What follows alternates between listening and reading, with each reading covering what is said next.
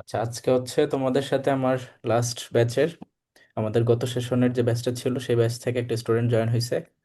ওর নাম হচ্ছে ফাহিমা, ফাহিমা মুক্তা। অ্যান্ড ও হচ্ছে রাজশাহী ইউনিভার্সিটিতেও টপ মেরিটে ছিল এবং একই সাথে জাহাঙ্গীরনগর ইউনিভার্সিটিতেও টপ মেরিটে ছিল। অ্যান্ড আলটিমেটলি এখন জাহাঙ্গীরনগরের স্টুডেন্ট। তুমি ফাহিমা, তুমি এখন কোন ডিপার্টমেন্টে? ইকোনমিক্সে না? না ভাই, আমি পাবলিক এডে আছি। ইকোনমিক্স আমার কাছে একটু হার্ড লাগতো, এই জন্য আর কি ও পাবলিক এডে আছি। আচ্ছা, তুমি হচ্ছে পাবলিক এডে গেছো। হ্যাঁ, এটা কিন্তু হয় আমাদের সময়ও। আমার তো মেরিট পজিশন ছিল 6 বি ইউনিটে, কিন্তু আমাদের সময় যে হচ্ছে তোমার মেবি সেকেন্ড হয়েছিল, ও হচ্ছে তোমার পাবলিক এডে চলে গেছে, ইকোনমিক্সে আসে নাই।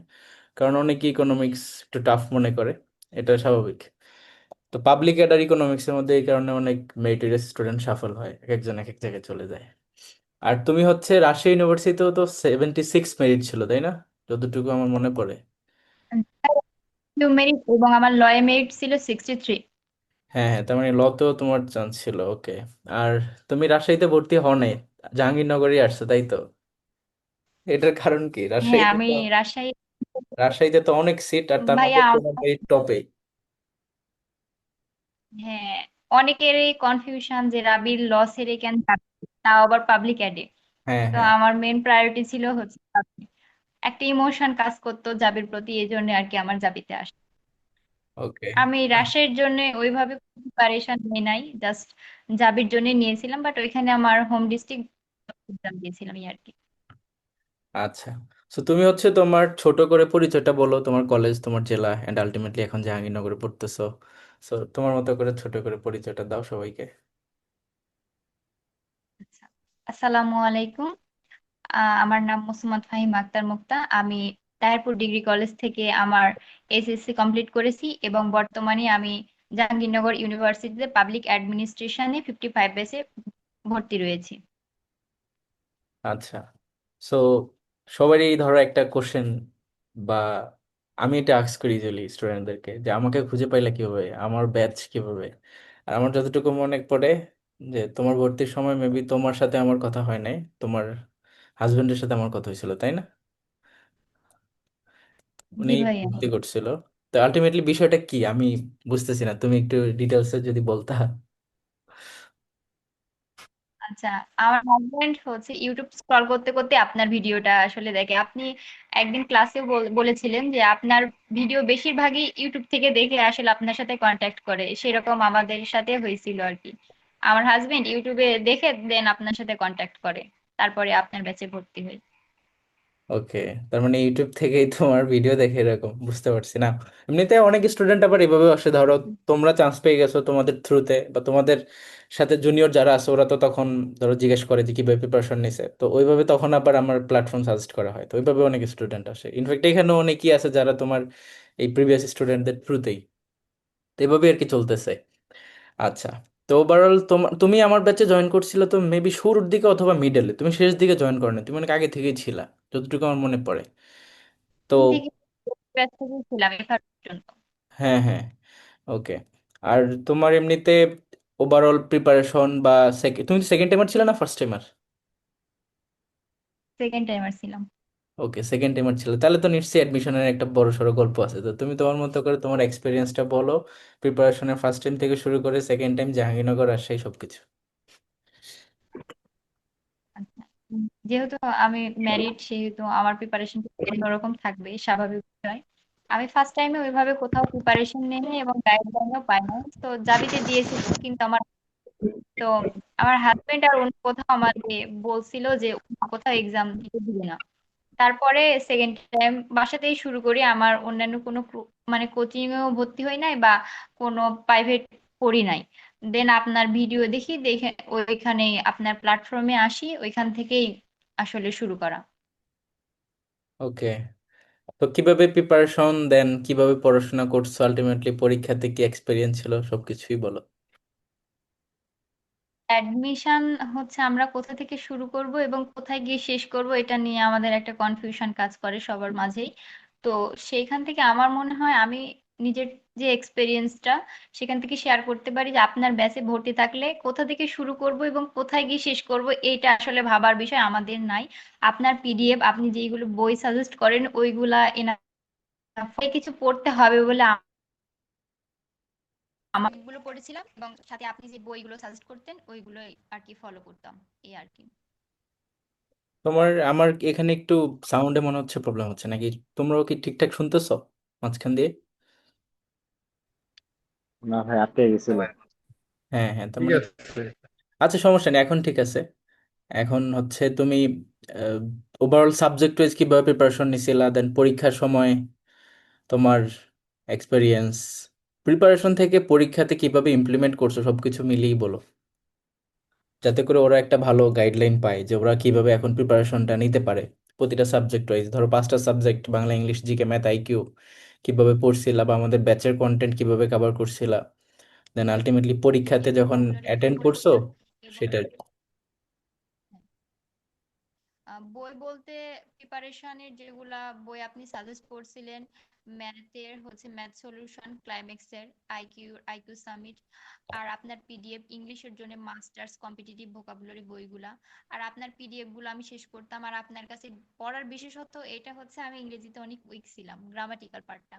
তো আপনি একবারে স্মল কোয়েশ্চেনও যেভাবে নিতেন আমাদের সূক্ষ্ম ভাবে বুঝিয়েছেন। আপনার কাছে পড়ার পরে আসলে গ্রামাটিক্যাল রুলস গুলি আমার অনেক ভালোভাবে কভার হয়ে গেছে। দেন এক্সাম আস্তে আস্তে আসলো, প্রিপারেশন ভালো হইতেই থাকলো, ডেভেলপ করতেছিলাম লিটারেচার গুলা। বিশেষ করে আপনার মতো করে মনে হয় না কেউ পড়ায়। আমি তো ফার্স্ট টাইমে কোথাও পড়ি নাই এইগুলা, আর কেউ বলেও নাই। দেন এগুলা কভার করলাম, কভার করার পরে আপনি ডেইলি একটা এক্সাম নিতেন এবং উইকলি নিতেন, দুইটাই নিতেন।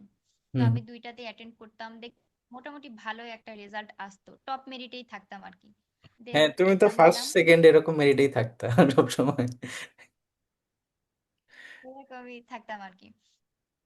আর আপনার পিডিএফ গুলো পড়লে আর কি ফার্স্ট সেকেন্ডে থাকাই যাইতো, অন্য কিছু আর পড়তে হইতো না। দেন এক্সাম আসলো, এক্সাম দিলাম। আমার মনে হয় না যে হবে এরকম, আমি তো অনেক কান্নাকাটি করেছিলাম যে যাবে আমার ইমোশন, আমি হয়তো বা চান্স পাবো না। দেন আমাদের 23 তারিখে রেজাল্ট, তখন দেখলাম আমার মেরিট 44। ওকে। তো এমনিতে এক্সামের সময় কি মনে হয়েছে, তুমি এমনিতে আর কোনো ইউনিটে দিছিলা নাকি শুধু বি বা অন্য কোনো ইউনিট? না, দেখলাম। ওকে। তো এক্সামের সময় তোমার কি এক্সপিরিয়েন্স, যে পরীক্ষার কোশ্চেন বা কিভাবে অ্যান্সার করছো সবকিছু, কতগুলা হয়েছে মনে হয়েছে? মোটামুটি স্ট্যান্ডার্ড, মানে অ্যাজ এ সেকেন্ড টাইমার আমার কাছে নার্ভাসনেসটা অত কাজ করে নাই। আমি আসলে নার্ভাস ছিলাম না। আপনি প্রথমে বলেছিলেন যে উত্তেজিত হওয়া যাবে না, ওইখানে বেশি টাইম নেই, যে যতটুকু টাইম আমাদের আছে অতটুকুতেই আমাদের কভার করে আসতে হবে। তো সেই জায়গা থেকেই আমি আসলে প্রিপারেশনটা নেই এবং ওইভাবেই যাই। যাওয়ার পরে আর কি একটু রিল্যাক্সে এক্সামটা দেই, যে এইখানে কে আসলো আমার দেখার নেই, আমি একটা সিন কনফার্ম করে এখান থেকে যাব। এরকম ওভারঅল একটা প্রিপারেশন নিয়েই গিয়েছিলাম। ওকে। এমনিতে জাহাঙ্গীরনগরের কোশ্চেন দেখে মনে হয় না যে না, ব্যাচে যেভাবে পড়ছি সেভাবেই আসছে, বা কোনো একটা সাবজেক্ট কঠিন মনে হয়েছে বা কোনো একটা সাবজেক্ট ইজি মনে হয়েছে, কারণ বি ইউনিটে তো ম্যাথ আছে, আইকিউ আসে, আবার বাংলা, ইংলিশ, জিকে সবই আসে। হ্যাঁ, হ্যাঁ, ওই ওভারঅল প্রিপারেশন নিতে হয় আর কি। তো সবগুলি মোটামুটি কভার হয়েছে। একটা স্পেশাল কথা বলতে চাই, স্পেলিং এর জন্য আমরা অনেক কিছু পড়ি ভাইয়া, হ্যাঁ। হুম। তো আমিও মাস্টার্সে সবই পড়েছিলাম, কিন্তু আপনার কাছে পড়ার বিশেষত্ব হচ্ছে এটা, আপনি আমাদের লিটারেচার ক্লাসে রেনেসান্স কথাটা আছে, যেটা রিনাইসেন্স আমাদের বারবার পড়িয়েছিলেন। হ্যাঁ। আমি স্পেলিং এর জন্য মাস্টার্স পুরাটাই শেষ করছি, কিন্তু যখন আমি কোশ্চেন পেপার হাতে পাইছি, গিয়ে দেখি ওইটা, তখন আমার কথা, আপনার কথা আমার কি মনে হয়েছে যে আসলে একজন টিউটর কেমন হওয়া উচিত, সেটা রিফাত ভাইয়া কাছে না পড়লে বুঝতে পারতাম না। না, এটা আসলে আমিও, বিষয়টা আসলে এইটা। আমি আমি ধরো রিয়েলাইজ করছিলাম কখন, অ্যাডমিশন টাইমে এটা বোঝা যায় না যে অ্যাকচুয়ালি টিচাররা কোন জায়গা থেকে কোশ্চেন দিবে। তুমি যে টপিকটা বলছো না, স্পেলিং, স্পেলিং এর মধ্যে কিছু কিছু যে জায়গা থেকে টিচাররা কোশ্চেন দেয়, এখন কেন দেয় সেটার পেছনেও কয়েকটা ফিলোসফি আছে। রেনেসান্স কেন দেয়, কারণ এটা হচ্ছে পুরো একটা পিরিয়ড, যে পিরিয়ডে পুরো পৃথিবীব্যাপী অনেক বড় পরিবর্তন আসছে, শুধু লিটারেচার না, ইন্ডাস্ট্রিয়াল সেক্টর বলো বা মানুষের ইকোনমি বলো, সব জায়গাতেই। তো এটা বিশাল বড় একটি ইয়ে।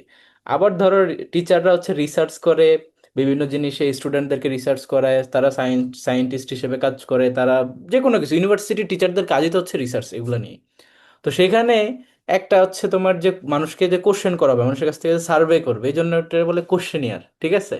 এই কোশ্চেন নাই রে, এটা পরীক্ষায় থাকেই। তো কিছু কিছু শব্দ আছে যেগুলো ধরো ফ্রিকুয়েন্টলি পরীক্ষায় জিজ্ঞেস করে টিচাররা, এখন ওইটা তো বুঝতে হবে। আর যখন তুমি ওইভাবে জিনিসটার প্রত্যেকটার ফিলোসফি কি, কেন টিচার এখান থেকেই কোশ্চেন দেয়, ওইটা বুঝতে পারো, তখন পড়াশোনাতে এমফেসিস করা ইজি হয়, আর ওইখান থেকেই পরীক্ষা কোশ্চেন আসে। কারণ রিলেভেন্ট ইনফরমেশন না বুঝে পড়লে হিউজ পড়া হয়, অনেক টাইম ওয়েস্ট হয়, অনেক ইফোর্ট যায়, কিন্তু যেখানে আমার মনোযোগ দেওয়া দরকার ছিল সেটাই যদি আমি না দিই, তাহলে আলটিমেটলি পরীক্ষার হলে পরিচিত কোশ্চেন হইলেও মনে হবে যেন কনফিউশন এরকম, চেনা কোশ্চেন বাট পারতেছি না।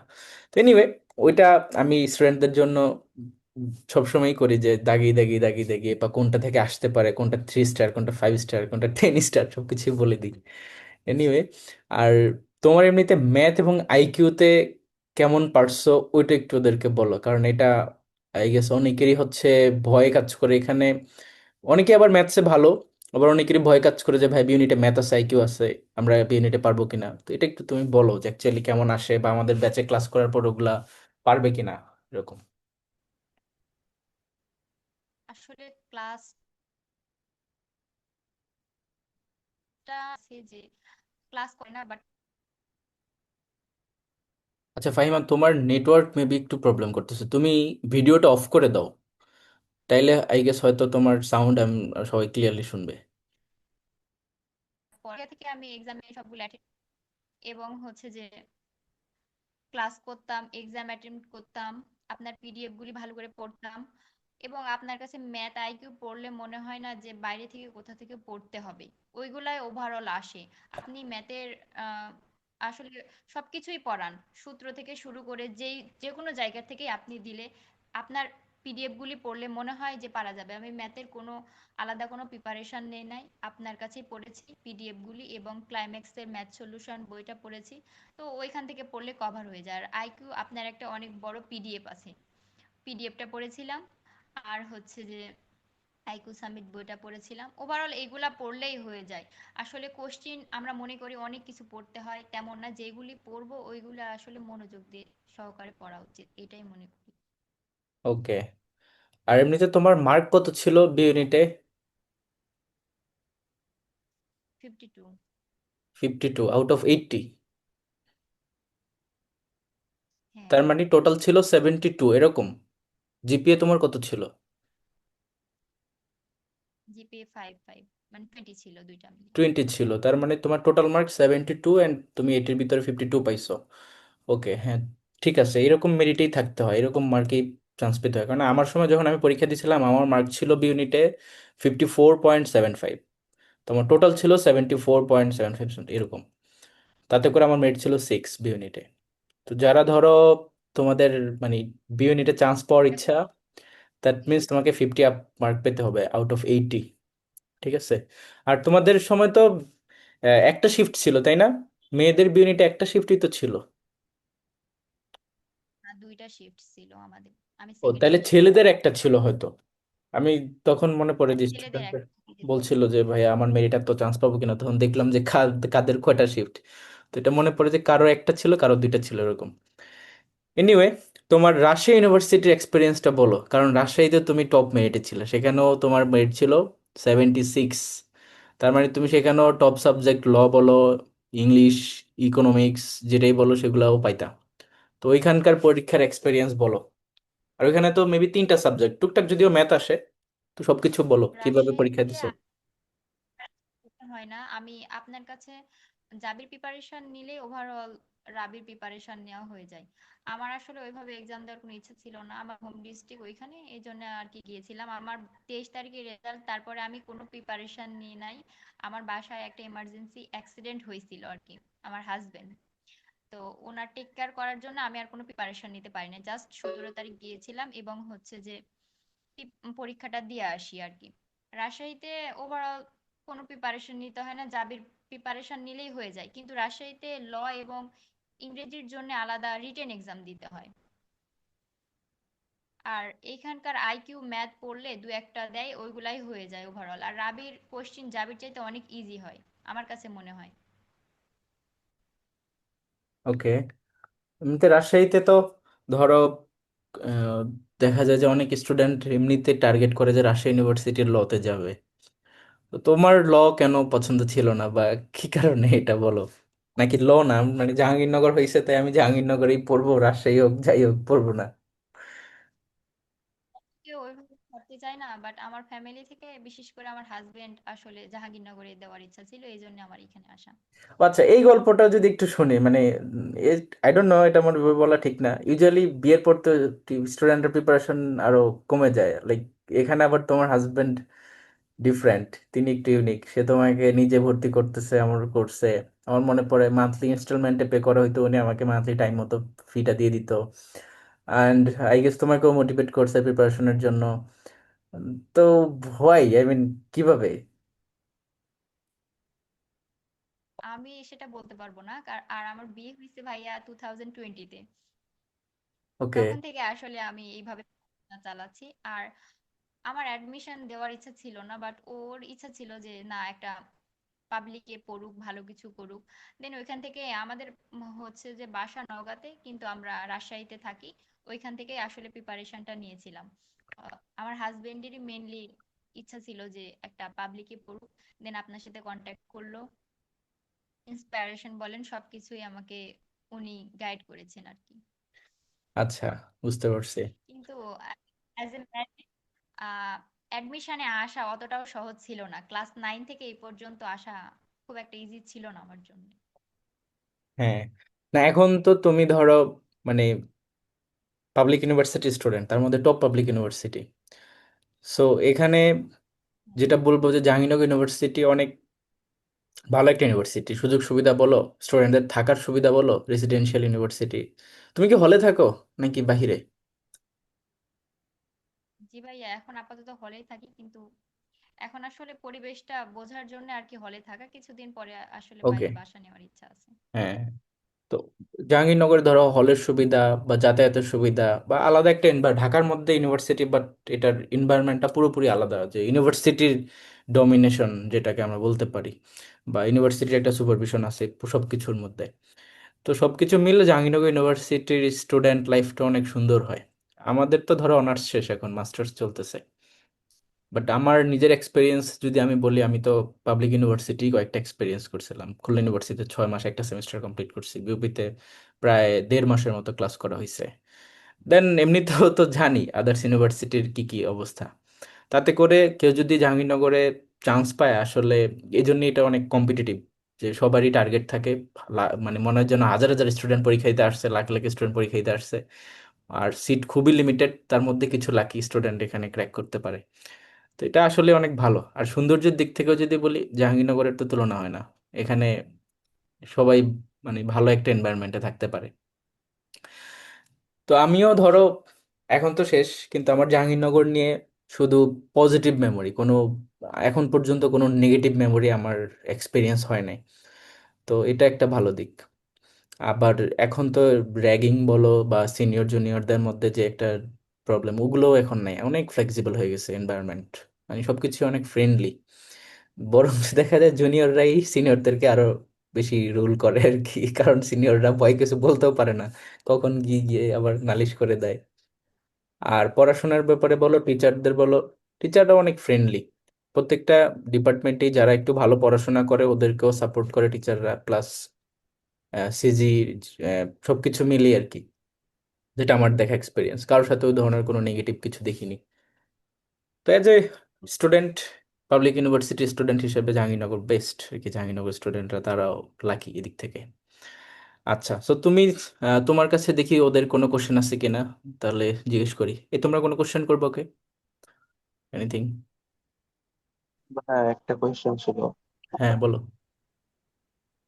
কোয়েশ্চেনটা হচ্ছে আপুর কাছে যে আহ দেখা যায় যে ভাইয়ের ক্লাসগুলো করার টাইমে মানে একদম সিকুয়েন্সিয়ালি বা র্যান্ডমলি আগাইতে আগাইতে কন্টিনিউ করতে করতে অনেকগুলো লেকচার জমে যায়, যে হচ্ছে সাবজেক্ট 5টা। তো লেকচার প্রত্যেকটা সাবজেক্টটা এরকম চক্রাকারে ঘুরতে ঘুরতে লেকচার আস্তে আস্তে জমে যায়। সো একটা টাইমে দেখা যায় যে আমরা উইকলি এক্সাম দেওয়ার টাইমে তখন মাত্র হচ্ছে উইকলি এক্সামটা স্টার্ট হয়েছে, আর তখন হচ্ছে আমাদের মাত্র ওই লেকচার একটা কমপ্লিট হয়েছে। তো তখন হয়তো সবাই র্যান্ডমলি এক্সামটা দিতে পারে, বাট আলটিমেটলি দেখা যায় যে 1 মাস 2 মাস 3 মাস চলে গেল, তখন দেখা যায় অনেকগুলো লেকচার জমে গেছে, 5টা সাবজেক্ট। তো ওই জিনিসটা এক্সামের আগে একসাথে কভার আপ করা, রিভাইজ দেওয়া, প্লাস প্র্যাকটিস করা মানে বই থেকে। তো এই জিনিসটা কিভাবে করা যায় আপু? আচ্ছা, ওই বিষয়টা হচ্ছে যে অতগুলি পড়া একসাথে তো কভার করা সম্ভব নয়। এজন্য রেগুলার পড়া রেগুলার করাটাই উচিত আমার কাছে মনে হয়। আমি কখনো পড়া জমিয়ে রাখতাম না। যেগুলা রেগুলার পড়তাম সেগুলি রিভিশন দিতাম এবং বারবার প্র্যাকটিস করতাম। আর একবারে অত পড়া কভার করা আমাদের উচিতও না এবং মনেও থাকবে না। সো আমার মনে হয় যে কোনো সমস্যা না থাকলে ক্লাস রেগুলার করা উচিত। ভাইয়ার রেকর্ড ক্লাস আছে, পিডিএফ আছে, তো ওইগুলোর সাথে সাথে করে নেওয়াটাই উচিত। আচ্ছা, একসাথে তো অতগুলি কভার করা এখানে কোনোভাবেই এখানে সম্ভব একটু আমিও অ্যাড করি। তোমরা যারা প্রিপারেশন নিচ্ছ, হয়তো তোমাদের গ্যাপ হতে পারে। সবাই যে কনসিস্টেন্টলি রেগুলার পড়াশোনা সব কমপ্লিট করে ফেলবে অ্যাট দিস টাইম, এটা আসলে হয় না, মাঝে মধ্যে গ্যাপ হয়ে যায়। তো যখন গ্যাপ হবে, সেটাকে তোমরা কোপ আপ তো করতে হবে। এখন আমি যে ক্লাস নিই, আমি যখন ক্লাস নিই দেখা যাচ্ছে যে আমি রেগুলার ক্লাস নিতেছি, বাট তারপরও সপ্তাহে 2 দিন কিন্তু গ্যাপ থাকে ওভারঅল। ওই সময় তোমরা ওই ক্লাসগুলা বা ওই ভিডিওগুলা দেখে বা ম্যাটেরিয়ালসগুলো দেখে কমপ্লিট করে ফেলবা। আর তাছাড়া যদি তুমি এমনিতেও চিন্তা করো, একটা সাবজেক্টের আমরা প্রতিদিন ক্লাস নেই, দেন আরেকটা এভাবে করে, তো এই পড়াটা কমপ্লিট করতে তো অত বেশি টাইম লাগার কথা না। এখন ঠিক আছে, অনেক স্টুডেন্টের বেশি টাইম লাগতে পারে কোনো একটা টপিক পড়তে, আবার অনেকের কমও লাগতে পারে। কিন্তু তারপরও ওভারঅল কেউ যদি 6 থেকে 8 আওয়ার্স টাইম দেয় পড়াশোনার প্রতি, যেটা দেওয়া উচিত প্রিপারেশনের জন্য, তাহলে তার ইজিলি সে কমপ্লিট করতে পারবে, তার প্রবলেম হবার কথা না। তো ওইভাবে রেগুলারলি পড়লেই বেটার। আর এখন তো সময় চলেই আসছে, কেননা আগে হয়তো তোমরা ক্যাজুয়ালি সেটা নিতে পারতা, কিন্তু এখন তো সামনে 2 তারিখ থেকে এসএসসি এক্সাম, এরপরে 1 মাস ধরে পরীক্ষা, তারপর থেকেই তো শুরু হয়ে গেছে অ্যাডমিশন, এসএসসি শেষ মানে অ্যাডমিশন শুরু। তো হাতে আর তোমাদের সময় আছে আর কতটুকু? তো সেই হিসাবে যদি ভাবো, তোমাদের এখন তো টাইম টু টাইম পড়তে হবে, এখন আর কোনো গ্যাপ রাখার কোনো সুযোগ নেই। তো ঠিক আছে, এইভাবে আর কি পড়তে হবে, একটু হার্ড ওয়ার্ক করতে হবে, তাইলে দেখবা যে সাকসেস চলে আসছে। আচ্ছা, আমরা আরেকজনের থেকে কোনো কোশ্চেন নিই। আরেকজন লাস্ট, বলো। ভাই, একটা question ছিল আমার, বাট আগেরটার সাথে একটু ইনক্লুডেড। সেটা হচ্ছে যে ডেইলি পড়া ডেইলি বেসিসে কমপ্লিট করা যায়, এটা তো কোনো সমস্যা নাই। এটা মানে এইচএসসি তে হ্যাঁ, যারা মোটামুটি একটু সিরিয়াসলি পড়ছে তাদের জন্য মোটামুটি ইজি আর কি, যে ডেইলির পরে ডেইলি কমপ্লিট করা। বাট একটা টাইমে দেখা যায় যে আহ, আগস্ট সেপ্টেম্বর বা অক্টোবরের দিকে যে জিনিসটা সবারই অলমোস্ট দেখা যাবে, যে সবাই ডেইলির পড়া ডেইলি এখন ফ্রিকোয়েন্টলি একদম শেষ করে ফেলতেছে। বাট ওই টাইমে গিয়ে দেখা গেল যে এই ফ্লোতে চলতে চলতে আগের পড়া রিভাইজ করার টাইম হয় না, অনেকের এই জিনিসটা হয়। ওকে, তো বুঝছি। ওই ব্যাপারটা কিভাবে ওইটা কভার আপ ওইটা করা? ওইটা তোমাদের ভাবতে হবে না, আমাদের ওইটা তো আমার রেসপন্সিবিলিটি। আমার যখন কোর্সের ডিটেলস দেখছো না তোমরা ভর্তি হওয়ার আগে, সেখানে কি বলা ছিল যে তোমাদের এই সিলেবাস উইদিন 3 to 4 মান্থ আমরা কমপ্লিট করে ফেলে দেন তোমাদেরকে আবার আরেকটা ব্যাচে অ্যাড করবো, হুইচ ইজ কল্ড এফআরবি। সেখানে এই পুরো জিনিস, ধরো আমি পার্টস অফ স্পিচের উপর এখন ক্লাস নিলাম 5টা, সেখানে নাউন প্রোনাউন ভার্ব অ্যাডভার্ব সবগুলো আলাদা আলাদা পড়াইছি। ওইখানে পুরো পার্টস অফ স্পিচের উপর একটা ক্লাস হবে, মানে লং ক্লাস, ম্যারাথন টাইপের ক্লাস। এফআরবিতে ম্যাক্সিমাম ক্লাসই ম্যারাথন হয়, সেখানে সবকিছু আবার রিভিশনের মধ্যে চলে আসে, আরো অ্যাডভান্স নতুন টপিকও অ্যাড হয়। তো ওগুলো আমাদের কোর্সের মধ্যেই কয়েকবার পড়া তোমাদের চলতে থাকবে, ঠিক আছে? ইনফ্যাক্ট তখন পরীক্ষাও যখন হবে না, তখন পরীক্ষার মার্কও বেশি থাকবে। এখন তো কম কম নিচ্ছি, যদিও ওদের বেলায় আমি আগে পরীক্ষার কোশ্চেন মার্ক বেশি ছিল, পরে গিয়ে কমাইছি। আর তোমাদের এখন কম কম নিতেছি, 100 মার্ক করে, তখন হচ্ছে 200 মার্ক এরকম হবে আর কি। এনিওয়ে, ওইটা আমাদের কোর্স প্ল্যানের মধ্যে ইনক্লুডেড, যে কিভাবে রিভিশনটা হবে। ঠিক আছে, রিভিশন আমরাই কমপ্লিট করে দিব। এনিওয়ে, তো আমরা হচ্ছে আর কোশ্চেন নিব না। এখন হচ্ছে আমি ফাহিমাকে বলবো যে ভাইয়া লাস্ট কোশ্চেন ভাইয়া। লাস্ট কোশ্চেন বলো দ্রুত। ভাইয়া এক্সামে কি মাইনাস মার্কিং আছে? না না, ওটা মাইনাস মার্কিং আমি এড করব না। ঠিক আছে। ও, মাইনাস মার্কিং আছে, রাইট, আছে, কেন থাকবে না? আমি হচ্ছে, তুমি যদি কোশ্চেন স্কিপ করো, কারণ গুগল ফর্মে না, হয়তো তুমি স্কিপ করলে তার মানে তুমি ওটা পারো নাই, তখন আমি ওটা মাইনাস করে দিব। একটা কোশ্চেন স্কিপ করলেই সেটাকে মাইনাস ধরে নিব। ওকে, সো ফাহিমা তুমি হচ্ছে তোমার মতো করে ওদেরকে একটা গাইডলাইন দাও লাস্টলি, অ্যান্ড মানে ওদেরকে একটা পরামর্শ দিয়ে দাও শেষমেশ। আচ্ছা ঠিক আছে ভাই। ওরা যে কথাটা বারবার বলতেছে যে পড়াশোনা অনেক জমে যায়, রিভিশন দিতে পারে না বা একসাথে অনেকগুলি পড়া কভার করতে পারে না। তবে অ্যাডমিশন টাইমে একটু হার্ড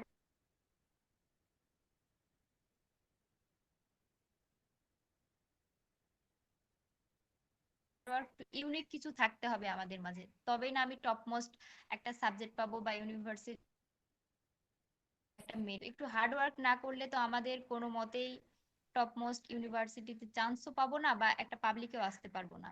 তো আমাদের রেগুলার বেসিসে পড়াশোনাটা কমপ্লিট করতে হবে, দেন ভাইয়ার ক্লাসে কনসেন্ট্রেট করতে হবে, এবং ভাইয়া যে গাইডলাইন গুলি দিবে এক্সাম, আমি অনেক দেখেছি আমাদের ব্যাচ থেকেই যে এক্সামে অ্যাটেন্ড করে না, ক্লাসে থাকে বাট এক্সামে ওরা অ্যাটেন্ড করে না। কিন্তু না, এটা করা যাবে না, এক্সামে অ্যাটেন্ড করতে হবে এবং প্রচুর প্র্যাকটিস করতে হবে আর কি। গ্রামাটিক্যাল রুলস গুলি ভাইয়া শিখালো কিন্তু সেগুলো আমরা প্র্যাকটিস করলাম না, তাহলে কোনো কাজে দিবে না। ভাইয়া ক্লাস করাইলো, দেন আমাদের সহায়ক বই থেকে আমাদের প্র্যাকটিস করতে হবে। ওভারঅল আমরা যখন প্র্যাকটিস করব দেন আমাদের প্রিপারেশনটা আরো ডেভেলপ করবে, আমাদের স্কিলটা বাড়বে, আমরা বুঝতে পারবো কোথায় আমাদের প্রবলেম এবং কোন বিষয়টা আমাদের আরো পড়তে হবে। যখন আমরা এক্সাম দেই তখন আসলে যে ভুলগুলি হয় সাথে সাথে আমাদের সংশোধন করে নেওয়া উচিত, এবং কোথায় ভুল হয়েছে কি জন্য হয়েছে এটা আমাদের জানা উচিত। না ভুল হয়েছে ছেড়ে দিলাম, ঠিক আছে পারতেছি না, এমন কোনো বিষয় না। ভুলটা কোথায় হয়েছে কিসের জন্য হয়েছে সেটা জানা উচিত, এবং অবশেষে সবগুলি প্রিপারেশন একসাথে নিতে গেলে অবশ্যই একটু গোলমেলে হয়ে যায়। আস্তে আস্তে পড়ে রিভিশন দিয়ে দেন আগাইতে হবে। এই তো। আচ্ছা, সো আই গেস ওর কথা তোমরা বুঝছো, কিন্তু ও কিন্তু একদম মানে কি বলে, কিছু স্টুডেন্ট থাকে না যারা সবসময় অ্যাটেন্টিভ থাকে, ও হচ্ছে ওই ধরনের একটি স্টুডেন্ট। কেননা ও পরীক্ষাতে সবসময় ওর মার্ক ছিল ফার্স্ট সেকেন্ড থার্ডের মধ্যে। তোমরা চাইলে আগের যে রেজাল্ট শিটগুলো সেগুলো দেখতে পারো ওদের ব্যাচের। ও একজন, আরেকজন ছিল শিফা, আরো কয়েকজন ছিল। সবাই কিন্তু ভালো করছে যারা এরকম কনসিস্টেন্টলি পড়ছে। তো আই গেস তোমাদের মধ্যে এখনো ক্যাজুয়াল কিছু বিষয় আছে, বাট তোমাকে এটা ভাবতে হবে যে এখন কম্পিটিশন অনেক হাই। আর তাছাড়া কোনো কিছু যদি তুমি পেতে চাও তোমাকে অবশ্যই হার্ড ওয়ার্ক বা প্রিপারেশন করেই তোমাকে এলিজিবল হইতে হবে। তুমি যদি এখন ভাবো যে আমি অল্প অল্পতেই চান্স পেয়ে যাবো, অল্প অল্পতেই টপ কিছু পেয়ে যাবো, তা কিন্তু না। একটু হার্ড ওয়ার্ক করার মন মানসিকতা নিজের মধ্যে আনতে হবে। আর আমাদের পড়া, আমরা একটা কনসিস্টেন্ট ওয়েতে আগাচ্ছি। এখানে খুব একটা কমও না আবার অনেক বেশি তাও না, একদম স্ট্যান্ডার্ড পড়া, যেটা যতটুকু দরকার ততটুকুই আমরা পড়তেছি। বরঞ্চ দেখা যাচ্ছে যে এনাফ থেকে আমরা বেশি, মোর দ্যান এনাফ পড়তেছি। কিন্তু এটার মধ্যে যদি তোমরা এখন কৃপণতা করো পড়তে, তাইলে আর কেমনে হবে? সেই জন্য এটা করবা না, টাইমলি পড়বা, প্লাস এক্সামগুলা দিবা। আর এক্সামে আমি এটা বলে দিলাম, ধরো এটা আমি সবসময় ডিক্লেয়ার করে দিই যে তুমি 100-র ভিতরে 80, ঠিক আছে, 100-র ভিতরে 80 বা 80% মার্ক যদি তুমি এনশিওর করো এই সিলেবাসগুলোতে এভাবে এভাবে, তোমার চান্স, সেটা আমি লিখে দিতে পারি, তুমি টপ পজিশনে চান্স পাবা, যে সাবজেক্ট চাও সেটাই পাবা। মানে আমাদের এক্সামগুলোতে, আমাদের এক্সাম তো এখন এটা পাওয়ার ক্ষেত্রে পূর্ব শর্ত হচ্ছে তোমার ক্লাসগুলো ঠিকঠাক করা, ম্যাটেরিয়ালসগুলো পড়া, রেফারেন্সগুলো পড়া, ও যেটা বললো যে প্র্যাকটিস করা। তো এইভাবে করলেই তোমার ওই 80 মার্ক আসবে, আদারওয়াইজ কিন্তু 80-তে তুমি রিচ করতে পারবে না। তো এখানে কিন্তু অনেকেই সেটা রিচ করবে, আবার অনেকেই আছে কম পাবে, যাদেরকে আমি লিখে দিব নিচে করে যে এই অ্যাবভ 80 তারা হচ্ছে কি অ্যাকচুয়ালি ওর্দি, তারা যোগ্য, চান্স পাবে। অ্যান্ড মানে 70-র উপরে যারা আছে তারা হচ্ছে ইলিজিবল। হ্যাঁ, ধরো ধরো অ্যাকচুয়ালি সেফ আর কি, তাদেরকে আমি বলতেছি তারা হচ্ছে সেফ, 70-র উপরে সেফ। আর বিলো 70 যারা, তাদেরকে বলবো যে অডিট, তোমরা তোমাদেরকে নিয়ে আরো চিন্তা করা উচিত, ঠিক আছে? You should work on yourself. তো এই আর কি। এখন আমরা আর কন্টিনিউ করব না, কারণ টাইম একদম প্রায় শেষ। তো ফাহিমা, তুমি ওদেরকে সময় দিছো আজকে, এজন্য থ্যাঙ্কস। অ্যান্ড তোমাকে যেটা বলবো যে ডিপার্টমেন্টের বিষয় একটু ভালো করতে হবে। এখানে যেমন টপ ছিল ওইখানেও যেন টপে থাকো আর কি। টিউটোরিয়াল প্লাস এক্সাম ফাইনাল সব কিছু মিলে একটা ভালো সিজি বা টপ মোস্ট সিজি রাখার ট্রাই করবা, ঠিক আছে? কেননা জাহাঙ্গীরনগরের রেজাল্ট ভালো করা খুব সহজ, রেগুলার ক্লাস আর ঠিকঠাকভাবে এক্সামের আগে একটু ভালো মতো পড়লেই হয়, অত বেশি কিছু লাগে না। কিন্তু রেগুলার ক্লাসটা ম্যান্ডেটরি, ক্লাস না করলে তোমার দেখবা সিজি হাজার চেষ্টা করেও বাড়তেছে না। তো এটাই আর কি, তোমার জন্য শুভকামনা থাকলো। আর আজকে জয়েন করার জন্য থ্যাঙ্কস। আপনাকে অনেক ধন্যবাদ আমাকে ক্লাসে নেওয়ার জন্য এবং অ্যাডমিশন এক্সপিরিয়েন্সটা শেয়ার করার জন্য। আচ্ছা ঠিক আছে, ওকে, আল্লাহ হাফিজ।